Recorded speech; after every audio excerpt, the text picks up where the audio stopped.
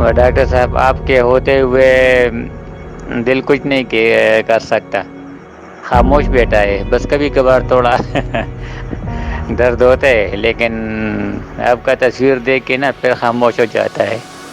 बड़ी मेहरबानी डॉक्टर साहब, बहुत मेहरबानी। Mr. Waris Khan was referred to us with a myocardial infarction and a dreaded complication known as ventricular septal rupture. Ventricular septal ruptures cannot be repaired on the first day or the second day of admission, and invariably we got to wait at least 2 weeks before any of us, whether it be interventional cardiologists or surgeons, can fix it. Any attempt before that leads us into tearing the heart apart, and therefore patient invariably dies on the table. Mr. Waris Khan's hole was about 2 to 5 millimeters when we started, and ended up being a 22 millimeter hole within the 18 days that we waited.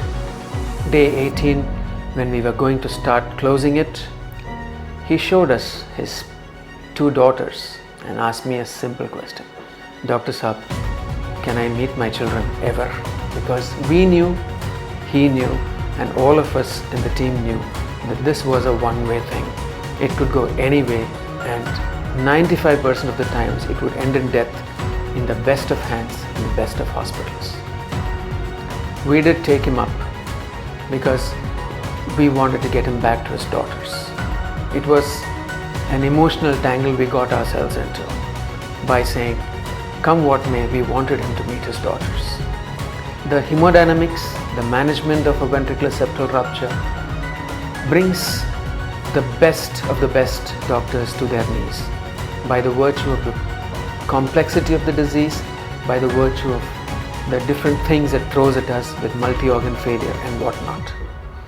We were able to devise a closure in this patient. We were able to put him through the procedure and bring him out safely, and on table his blood pressures improved. In a week's time he went home, and a week later after that he was able to meet his daughters.